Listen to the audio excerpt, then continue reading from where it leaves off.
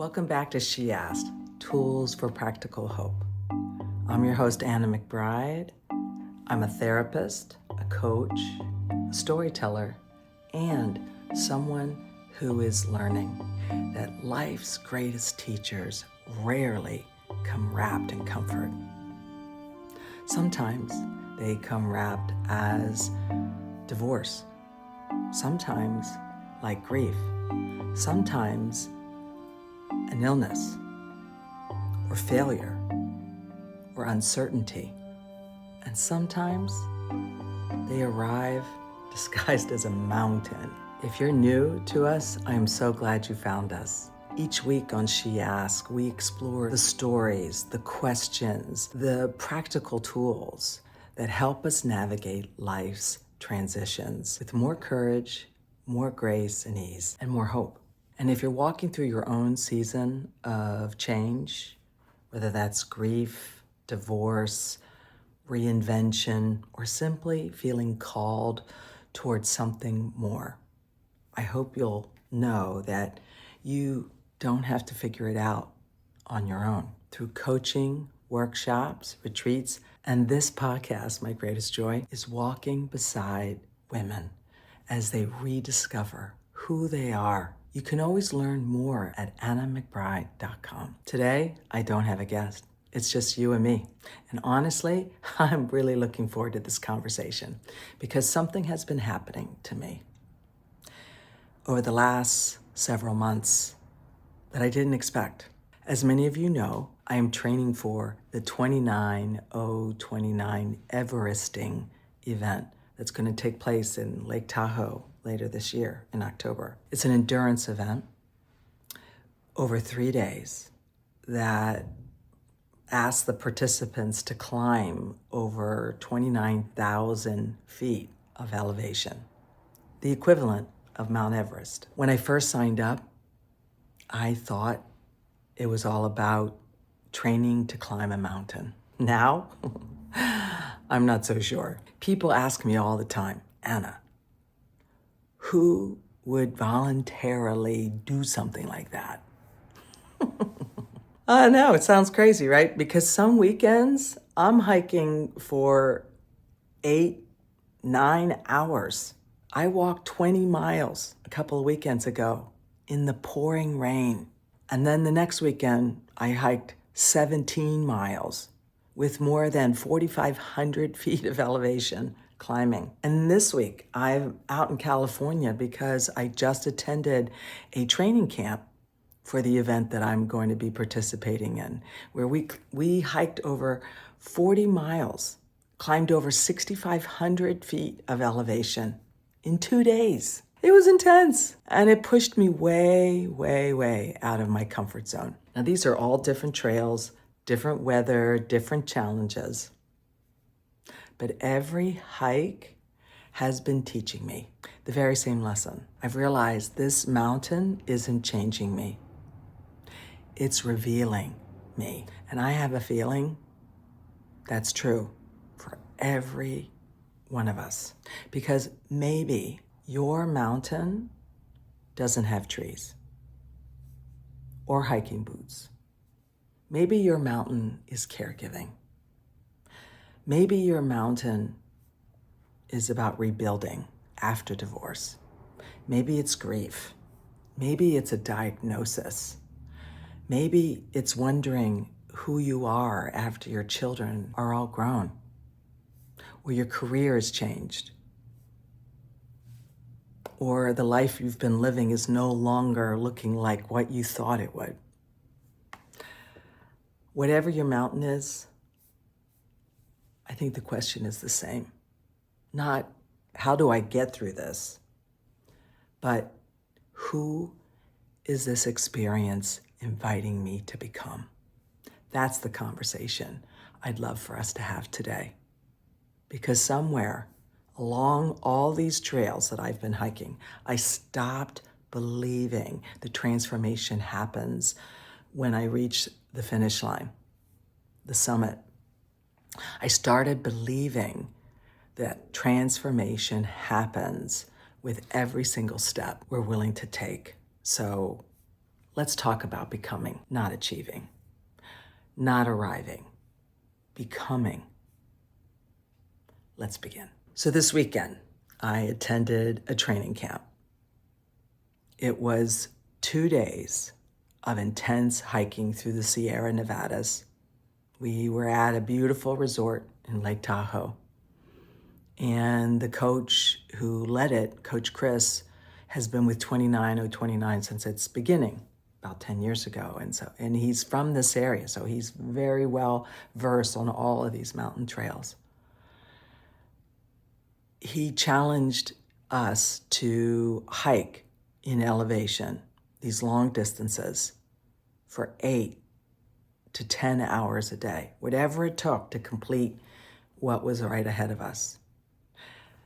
And what happened was that in usual form, I showed up for this event ready to show everyone who I was. I'm so used to being underestimated, discounted, or so it seems, because that's a story I was telling myself. You know, I've been an athlete my whole life, and I'm now 62. And what I learned this weekend is it's really hard for me to turn off that switch from performance to, I don't know, being present, enjoyment. I never equated enjoyment with a challenge. So day one, we had 16 miles of hiking to accomplish during the day, and then an invitation to do more. Well, I chose to be out in front.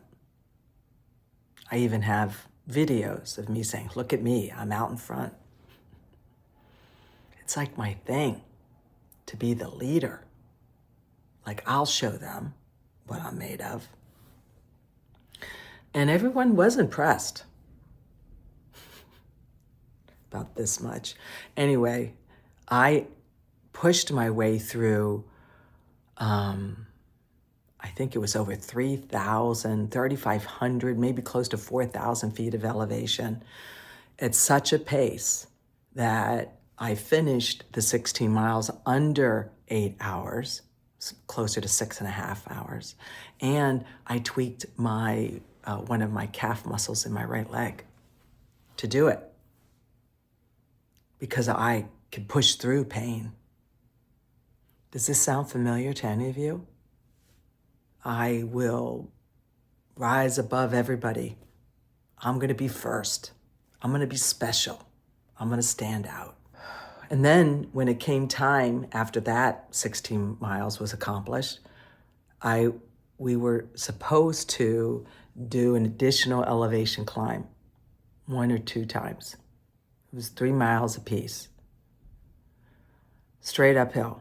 Would have added another 1,500, maybe 1,200 to 1,500 feet of elevation climb. I chose not to do it. I said, I'm done. And I was sore. And my calf was, pushing me. Now, I wonder if I hadn't performed in that first stretch of hiking, would I have had extra to go up that mountain? Because the day of the event is anything in life. Pushing through, not paying attention, not pacing yourself isn't a good strategy. It sets you up for failure. It could, anyway. It can certainly disassociate you from your body and from the experience. You can intellectualize it. And I did all that. That was day one. On day two, the coaches challenged me. They said, can you stay in the middle or at the end of the pack? Can you do that? You're not allowed to be out in front. And just see what that feels like. See what comes up for you during that. What are your thoughts? What are your feelings? Oh my gosh, I was so pissed off. I was like, don't tell me what to do.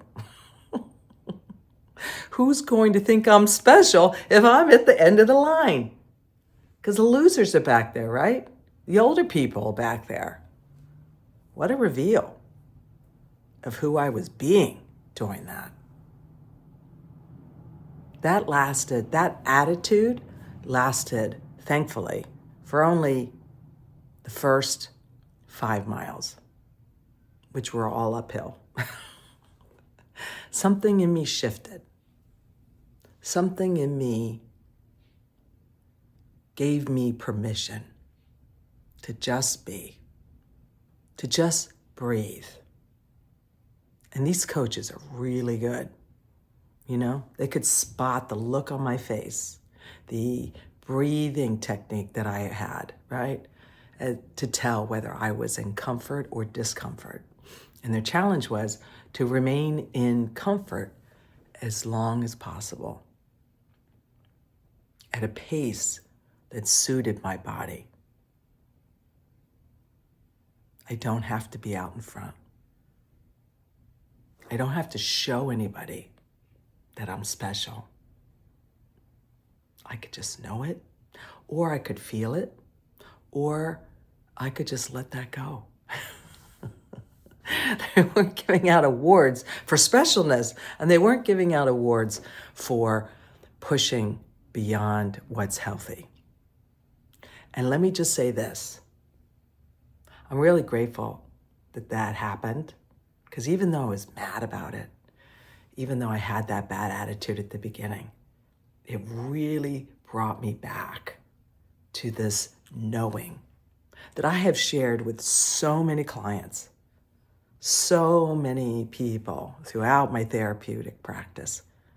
I have said, you are special because you're here. You don't owe anybody anything. Just know that. Live from that. Act from that. I have to internalize that more. I have to be more intentional with the energy I bring to these challenges so that they're no longer a performance. They're about enjoyment. Because that question that everyone would say, who would voluntarily choose to do this? I don't want my answer to be the performer. I want the answer to be the person who is becoming so in love with herself, so in love with her life,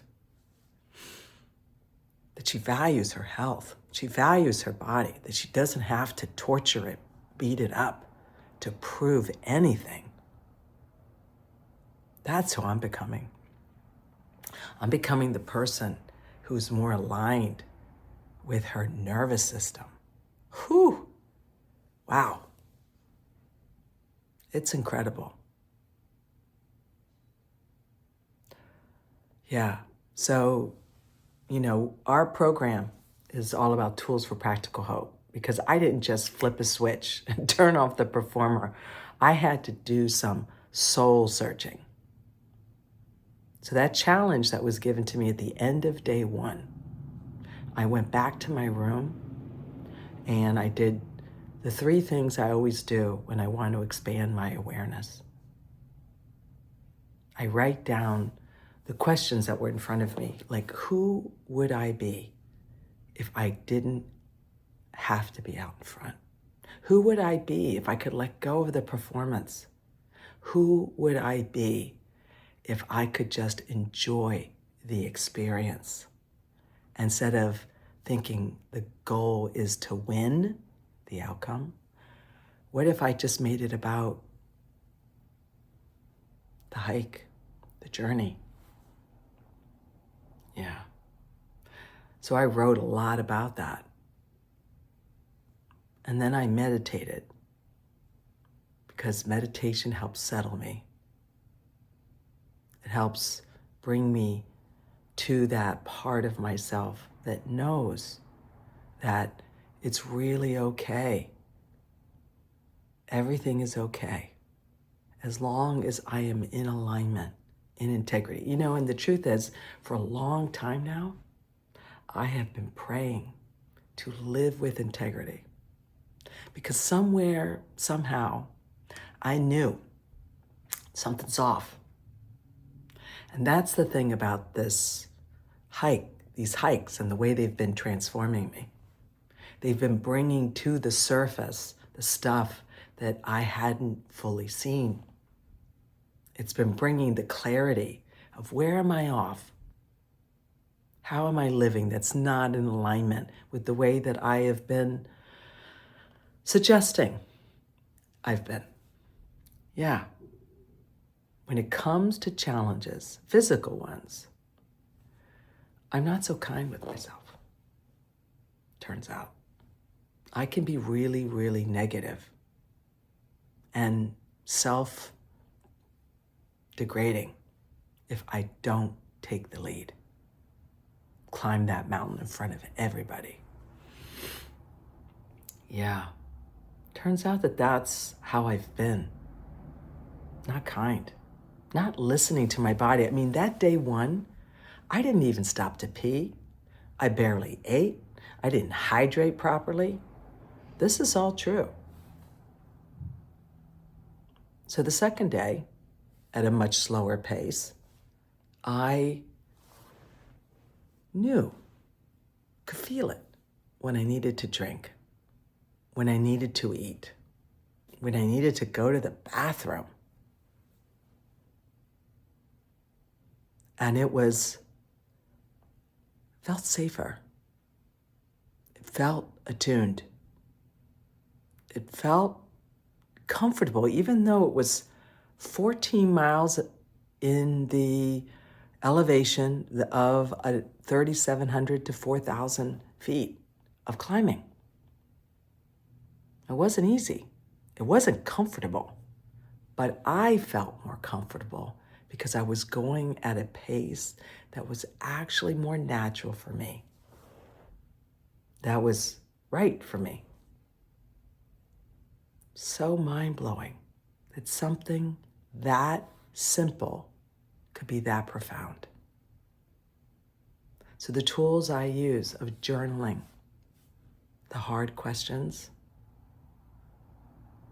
meditating to settle the mind and body, breath work to let myself calm down to sleep, and in the morning, before day 2 began, I did the same thing. I meditated, I journaled my intentions that today I'm going to go slower. I'm going to give myself permission to be in the middle of the pack or at the end of the pack and let that be enough. Let that be the winning. Let that be my choice. Because let me say this, what I have come to learn through this process of hiking is it's never about where you end up. It's about who you become through the process. That's the real transformation. It's in the consistency of effort. And, this life of mine has been very off track, ever since I got divorced and my life started becoming something that I hadn't intended. And my work took on a different look, different meaning, I've been in this process of change. Yeah. 8 years of change. And now I'm choosing this physical challenge, which is probably calling forth more change and growth in this year that I've been doing this, all this training.